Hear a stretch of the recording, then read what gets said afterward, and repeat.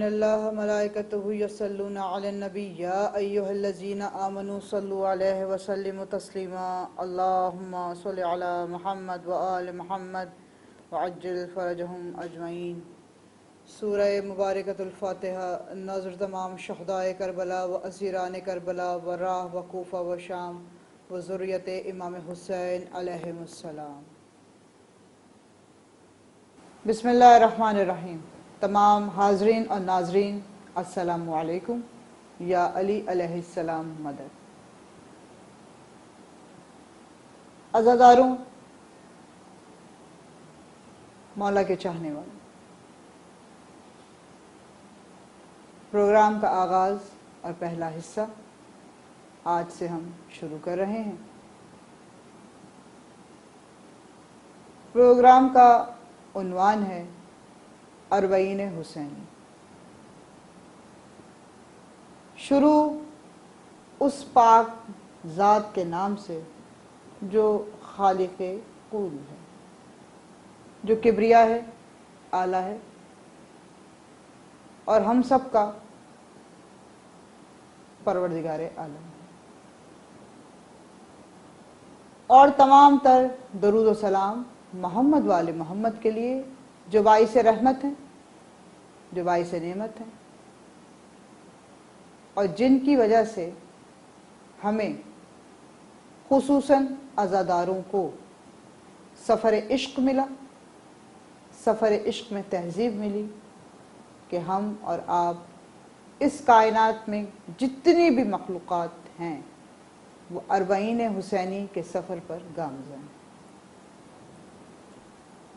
یہ سفر کوئی مختصر نہیں، اس سفر میں دعوت کل ہے۔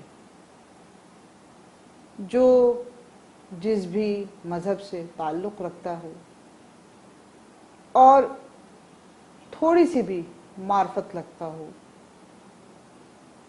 تھوڑی سی بھی انسیت رکھتا ہو، اس کا شمار شیعان حیدر کرار جل جلالہ میں ہوتا ہے۔ عزیزوں، 1441 ہجری میں ہم آپ آج سب مل کر اربعین کی عبادات، اربعین کی زیارات اور اربعین کرنے کے لیے کربلا معلیٰ جاتے ہیں۔ میں نے ایک جملہ کہا، سفر عشق۔ سفر عشق پہ جب بھی ہم اپنا پہلا قدم اٹھاتے ہیں تو ہم یہ کوشش کرتے ہیں کہ ہمیں یہ معلوم ہو کہ آیا ہم جو عمل کرنے جا رہے ہیں اس کی ہمیں شناخت، پہچان، معلومات ہے یا نہیں۔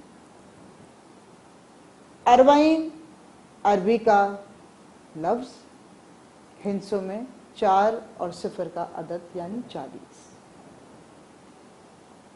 اربعین کے اپنے خصوصی اور مخصوصی معنی یہ ہیں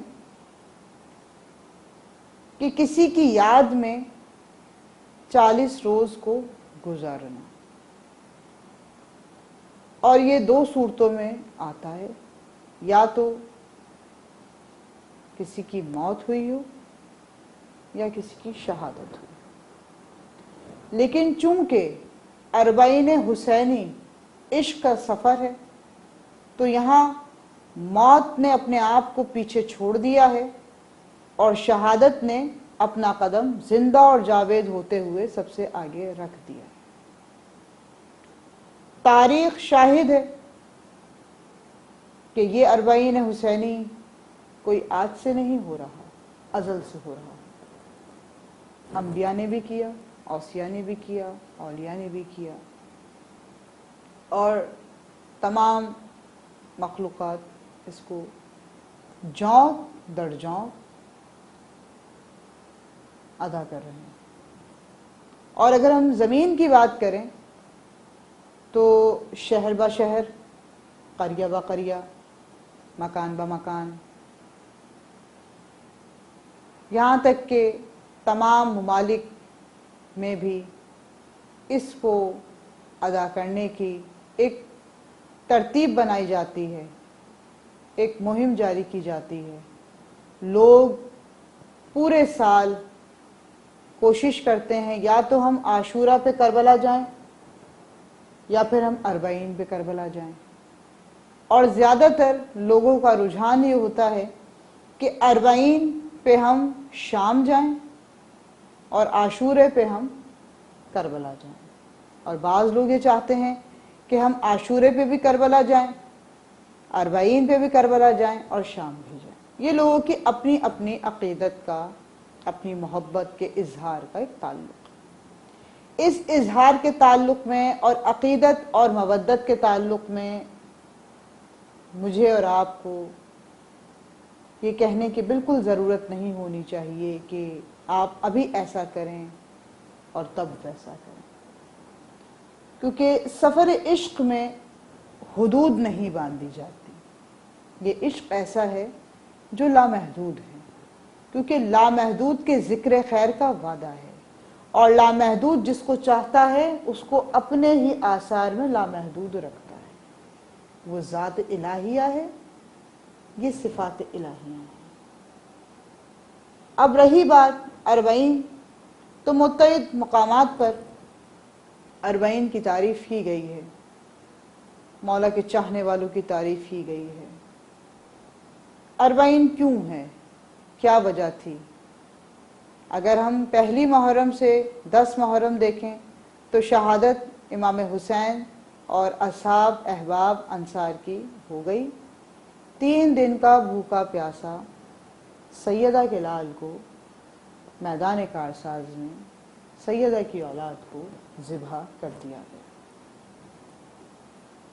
لیکن اس اربعین کو زندہ اور جاوید کس نے رکھا؟ جو 11 محرم سے مستقل راہ کوفہ شام، بازار شام، زندان شام اور پہلی مجلس جس نے شام میں برپا کی، اس مجاہدہ، اس حبیبہ، ام الفضائل، ام المصائب، شریکت الحسین، ثانیہ زہرا، جناب زینب سلام اللہ علیہا بنت علی مرتضیٰ، اور ان کے لال جناب مولا سید سجاد جل جلالہ، جناب باقر علوم۔ اور ان تمام فضائلوں کو مجمد کر کے جو آخری مہر لگائی مصائب کی دہلیز کو چھوتے ہوئے، وہ جناب سکینہ بنت الحسین نے زندان شام میں شہادت پائی۔ عزیزوں، متعدد مقامات پر ہمارے علماء اکرام نے اربعین کے دن کو بہت خصوصی انداز میں اس کی تعلیم اور تربیت کو بتایا ہے کہ اربعین والے دن آپ غسل کیجئے، صاف شفاف عطر والے آپ لباس زیب تن کیجئے، زیارت اربعین پڑھیے، اعمال اربعین کیجئے، یہاں تک کہ مفاتی میں بھی یہ تہذیب، یہ طریقہ بتایا گیا ہے۔ اب پہلا سوال، جید علماء اکرام نے اس کے مختصر اور مختلف کتابوں میں جواب دیے، لیکن میں یہاں پر حوالے کے ساتھ جو بات کروں گی وہ جناب شیخ صاحب مقامہ شیخ توسی اپنی کتاب میں بہت پیارا جملہ لکھ کے گئے کہ اربعین 20 صفر کو ادا کیا جاتا ہے، اور یہ یاد میں برپا کیا جاتا ہے ان شہداء کی جو کربلا میں جلتی ریت پر شہادت کے جام سے سرفراز ہوئے، اور انہوں نے اندیا فرمایا کہ اربعین کو زیارت اربعین پڑھنا پورے سلام کے ساتھ 1 لاکھ سے زیادہ حج کا ثواب دیتی ہے اور مقبول عمرے کا ثواب دیتی ہے، کیونکہ اس میں آپ سلام کر رہے ہیں۔ اب جب سلام کی بات آئے گی تو سوال یہ آئے گا کہ سلام کیسے کیا جائے؟ اس کا بھی ایک طریقہ. میں نے ابھی گفتگو میں کہا موت نے پیچھے چھوڑا، شہادت کے جام نے اپنا قدم آگے پہلے رکھا. اب سننے والے اس سے تعلیم بھی لے سکتے ہیں، اس سے اپنے اپنے طریقے میں تبدیلی بھی لا سکتے ہیں. حوالہ دیتی چلوں کہ جب 20 صفر آئی اور جناب عبداللہ انصاری، جابر ابن عبداللہ انصاری، جو عشق سفر میں ایسے گامزن ہوئے کہ پیدل چلے، پہلی تہذیب، وہ کربلا پیدل چل کر آئے، اپنے ساتھ اپنے ہمراہ صحابی کو لے کے جن کا نام عطیہ کوفی ہے. کربلا آئے، کربلا آ کر باوضو دوبارہ ہوئے اور سب سے پہلے مولا کے مرقد پر، مولا کے جہاں پہ اس وقت مزار ہے اس جگہ کھڑے ہو کر مولا کے حرم کے سامنے، جو اس وقت بہت مختصر تھا اور آج لاجواب بنا ہوا ہے، اپنے چاروں انگلیاں انگوٹھا اٹھا کر ہتھیلی کو کشادہ کر کے کہا تھا السلام علیکہ یا شہید ابن الشہید، السلام علیکہ یا سار اللہ، السلام علیکہ یابن حبیب خدا، السلام علیکم جمیع ورحمۃ اللہ وبرکاتہ.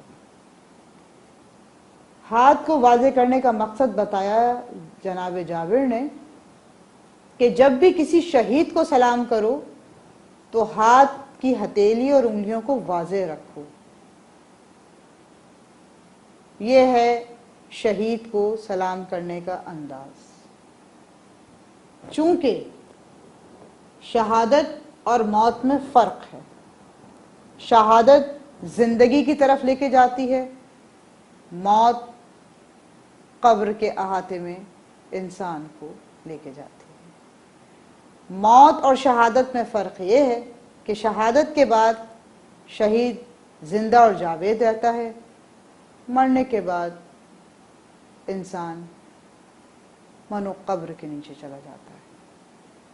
اسی لیے تہذیب میں یہ بات رقم کی گئی کہ جب بھی کسی اہل قبر کی طرف، کسی انسان کی طرف، ایسے انسان کی طرف جو ایک عام ہو،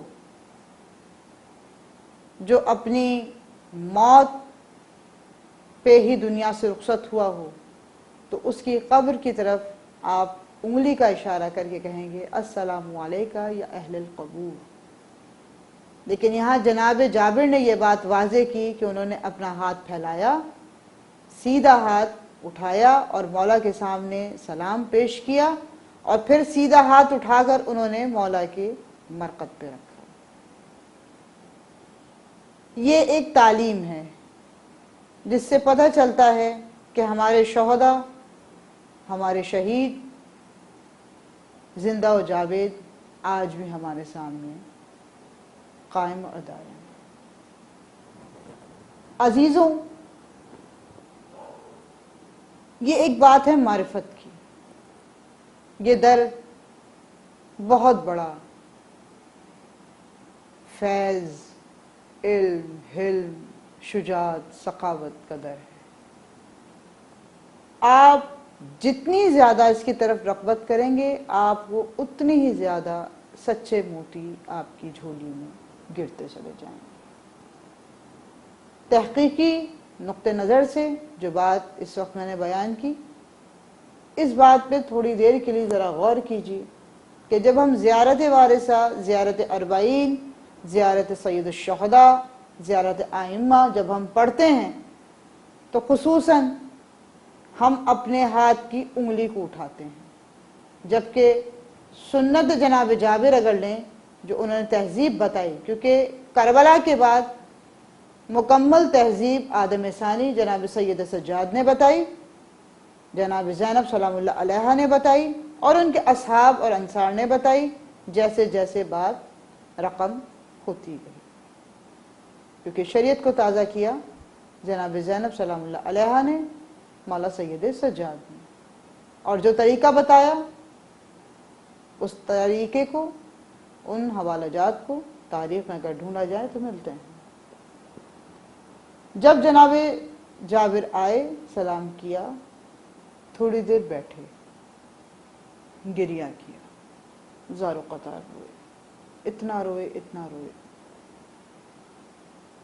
کہ مولا کے مرقد سے آواز آنی شروع ہوئی، اے جابر اپنے آنسوؤں کو سنبھال لو، کیونکہ کچھ دیر کے بعد اس زمین کارساز پر وارث انبیاء کی ماں آنے والی ہے، ام المصائب آنے والی ہے۔ جابر ہمارے ساتھ ہماری بہن کے استقبال کے لیے آپ کو آگے جانا ہے۔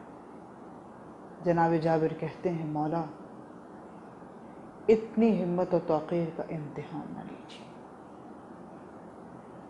میں حدیث قصہ کا راوی ہوں، حدیث قصہ مجھے لکھوائی گئی تھی، میں نے حدیث قصہ کو رقم کیا گیا تھا، آج میری آنکھیں کیسے دیکھیں گی؟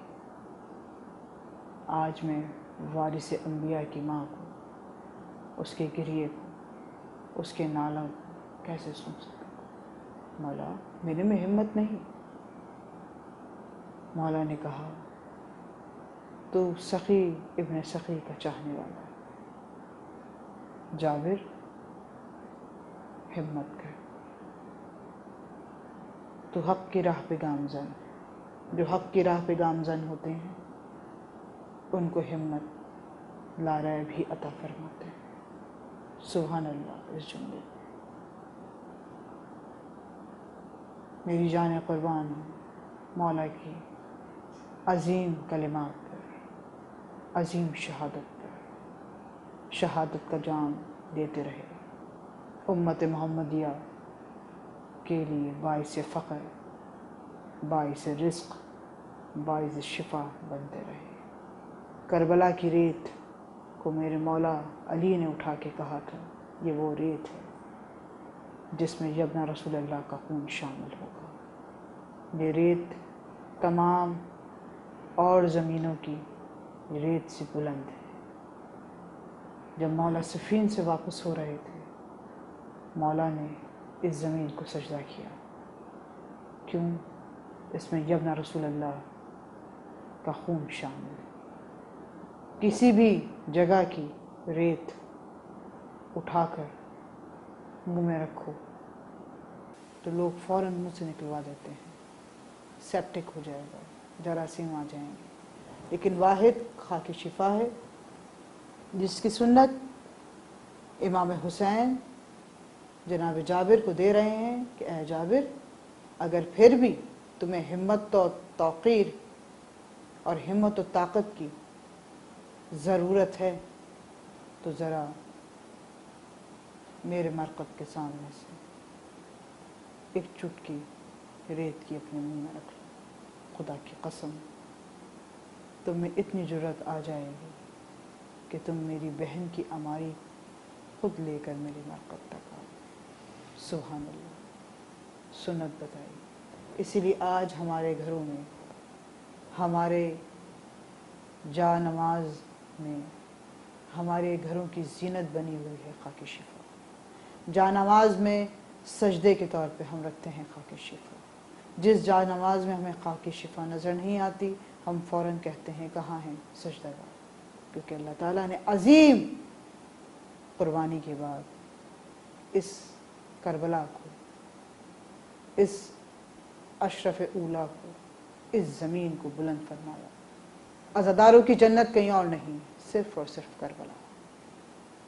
پیدل چلنے کی روایت، آج جو کربلا میں پیدل چلا جا رہا ہے، آج جو کربلا میں انواع اقسام کے تبرکات تقسیم ہو رہے ہیں، آج جو کربلا میں ماتم ہو رہا ہے، گریہ ہو رہا ہے، لوگ گھٹنوں کے بل چلتے ہوئے آ رہے ہیں، لوگ کمروں پہ دھانی پٹکے باندھ رہے ہیں، لوگ ہاتھوں میں زنجیریں لے کے جا رہے ہیں، ہاتھوں میں قمع لے کے جا رہے ہیں۔ یہ کس کی مرہون منت ہے؟ اس شہزادی کی جس کو جب زندان شام سے رہائی ملی اور جناب سکینہ کی قبر سے رخصت ہونے لگی تو بی بی سے وعدہ کیا تھا، کچھ دن کی اور بات ہے، تیری پھوپھی ماں تیرے پاس ضرور آئی۔ جناب میرا باپ نے اپنے آپ کو کئی دفعہ جناب سکینہ کی مرقد پہ گرایا۔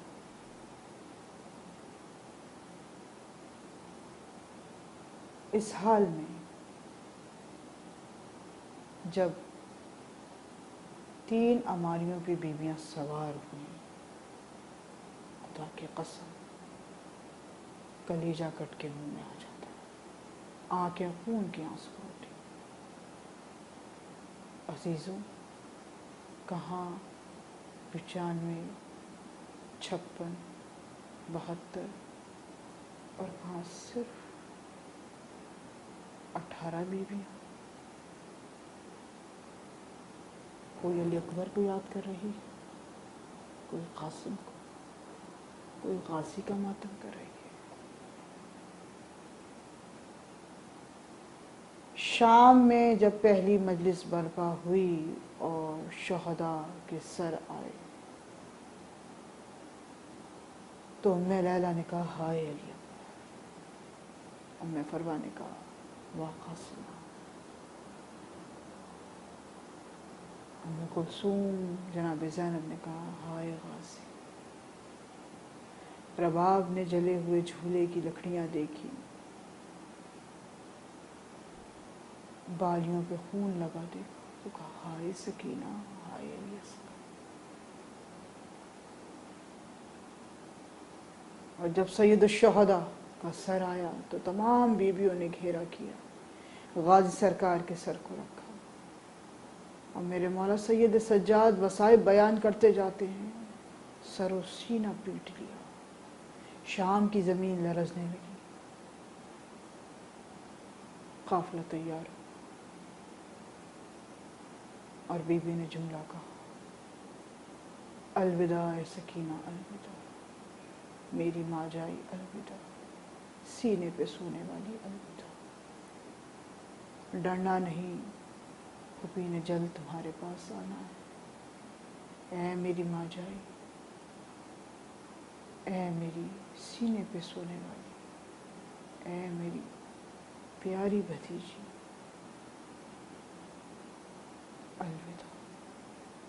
اور کاروان چلا اور جب پہنچنے کی ساعتیں قریب آنے لگیں تو جناب زینب کا دل دھڑکنے لگا، سانسیں گہری ہونے لگی۔